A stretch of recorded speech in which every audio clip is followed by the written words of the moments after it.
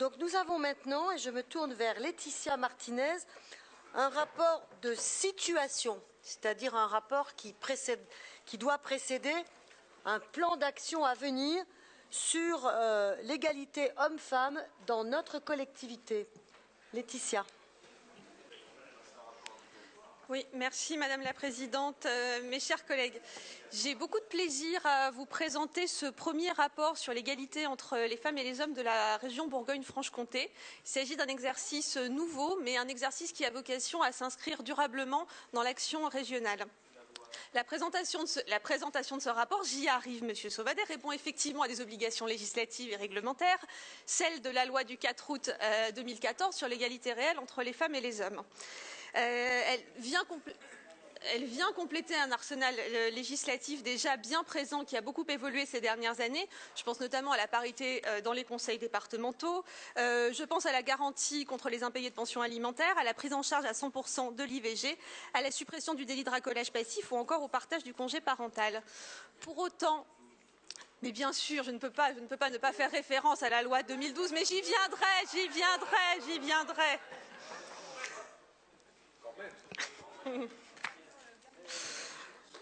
Pour autant, mais loi 2012 que la loi 2014 par ailleurs diminue dans son délai puisque l'obligation de 40% est passée au 1er janvier 2017 au lieu de 1er janvier 2018 tel qu'initialement prévu. Voilà. Pour autant, si l'égalité des droits se gagne dans la loi, elle ne se traduit pas encore dans le quotidien des femmes. Les chiffres que vous connaissez tous, je n'en doute pas, des écarts de salaire, de l'accès à l'emploi, du partage des tâches, de l'accès aux responsabilités en sont la face émergée de l'iceberg. Plus difficile à voir, donc à nommer, donc à combattre, se cachent les stéréotypes quand même profondément ancrés dans nos inconscients collectifs qui brident et qui restreignent le champ des possibles. Je parle plus doucement, sans souci. Pour que l'égalité... Surtout que c'est un sujet qui demande qu'on s'y attarde quelques minutes. Pour que l'égalité des droits se transforme en égalité réelle dans le quotidien, il est nécessaire d'appeler à la mobilisation de tous, de toute la société. J'ajoute qu'en matière d'égalité entre les femmes et les hommes, si nous devons regarder et viser le chemin qui nous reste à parcourir, n'oublions jamais que les acquis qui sont les nôtres peuvent être remis en question. Quelques exemples récents des mois précédents laissent apercevoir. Je pense à certains pays européens qui ont cherché à remettre en cause le droit des femmes à disposer de leur corps en durcissant ou en remettant en question l'accès à l'IVG. Je pense à l'Ouest lorsqu'on supprime les financements aux ONG internationales soutenant l'accès au planning familial et à l'avortement. À l'Est, lorsqu'on dépénalise les violences faites aux femmes, alors on se remémore cette phrase de Simone de Beauvoir. N'oubliez jamais qu'il suffira d'une crise politique, économique ou religieuse pour que les droits des femmes soient remis en question. S'engager en faveur de l'égalité entre les femmes et les hommes pour la région, ce n'est pas simplement respecter la loi. Je pense que c'est l'idée de l'exemplarité de l'action publique en la matière et c'est également un acte politique qui nous engage. Rentrons maintenant dans le rapport de situation propre à la région. Je tiens à préciser qu'il s'agit véritablement d'un premier pas. C'est un rapport qui, dans sa forme comme dans son contenu, a vocation à s'enrichir au fur et à mesure des années et de l'action et de l'engagement de la collectivité. Tout d'abord, un point sur la situation à l'interne de la collectivité, puisque dès la réorganisation des services, la collectivité a tenu à respecter l'équilibre entre hommes et femmes dans l'attribution des postes d'encadrement, bien sûr à partir des cadres présents dans les deux anciennes régions. Cet équilibre s'est traduit non seulement numériquement, mais aussi fonctionnellement, puisqu'une attention a été portée à la nomination des postes de direction, pas simplement sur les postes d'adjointe, ainsi que dans les postes opérationnels. Au-delà de cette situation, nous avons déjà pu repérer différentes pistes de progression au sein de notre politique de ressources humaines. Deux sont identifiées dans le rapport. Il s'agit du taux d'encadrement féminin dans les lycées qui est assez faible, notamment en raison des conditions statutaires. Et puis un deuxième point qui relève de la différence de salaire entre les femmes et les hommes à la région qui est en moyenne de 18%. Ce sont donc deux axes de travail sur lesquels nous nous engagerons de manière plus particulière sur les années à venir.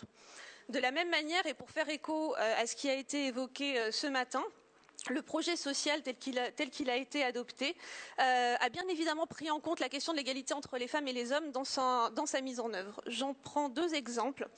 Le premier le premier est relatif aux 14 niveaux hiérarchiques qui ont été définis et qui permettront, dans le cadre du nouveau régime indemnitaire, de lisser les différences entre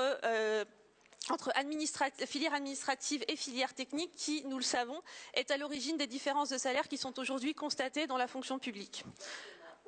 Merci. De la même manière, le règlement du temps de travail a défini des plages de travail tenant compte des horaires scolaires, même si dans l'absolu, on aimerait que la répartition des tâches ménagères entre les femmes et les hommes soit plus égale. Constatons que ce sont les femmes qui bien souvent s'occupent le plus de ces tâches-là et qui seront donc ainsi plus concernées par les dispositions qui ont été évoquées.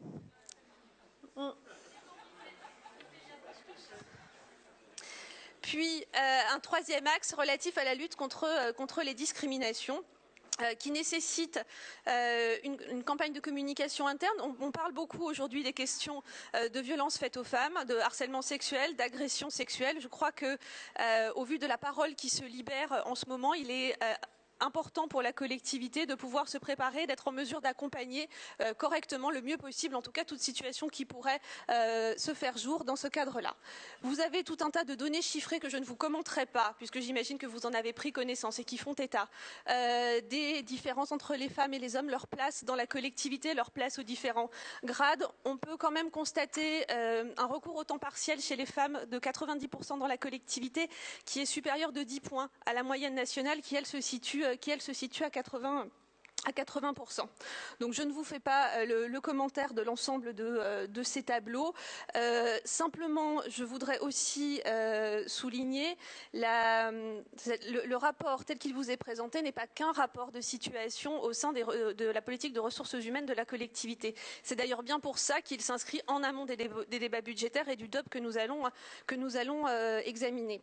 Il y a donc aussi, et c'est le cadre de la loi, tout un volet qui fait le diagnostic des actions d'ores et déjà engagées par la collectivité régionale dans le cadre de ces politiques publiques en faveur de l'égalité entre les femmes et les hommes. Bien sûr, un axe fort, puisqu'il s'appuie sur les compétences importantes de la région, qui sont celles du développement économique et de la formation, un axe fort sur l'égalité professionnelle entre les femmes et les hommes, qui s'appuie notamment sur un partenariat avec une association bien connue sur le territoire qui est l'association FAIT et qui travaille énormément sur ces questions-là et de la même manière qui travaille aussi sur la sensibilisation des entreprises et des organisations syndicales à la prise en compte de leurs obligations législatives en matière d'égalité entre les femmes et les hommes. Un dispositif mobilité professionnelle pour les femmes géré par le CIDFF que nous soutenons également. Alors il s'agit du CIDFF de Franche-Comté. A également été mis en place sous les précédents mandats un plan favorisant la mixité et l'égalité dans les lycées, qui est un plan en partenariat bien sûr avec l'éducation nationale, qui s'organise autour de 3 axes: la culture de l'égalité entre les sexes, l'éducation au respect mutuel et à l'égalité, s'engager pour une plus grande mixité des filières de formation à tous les niveaux d'études. Bien sûr, et ça j'ai déjà eu l'occasion de l'évoquer, il y a un axe fort dans le cadre de la politique sportive accordé à la place des femmes dans le sport, qui intervient aussi bien dans le cadre de nos conventions avec les ligues et les comités régionaux que dans le cadre du soutien aux équipements que nous pouvons faire à la région. Et puis bien sûr, une attention y est portée dans le cadre des programmes opérationnels européens. Voilà.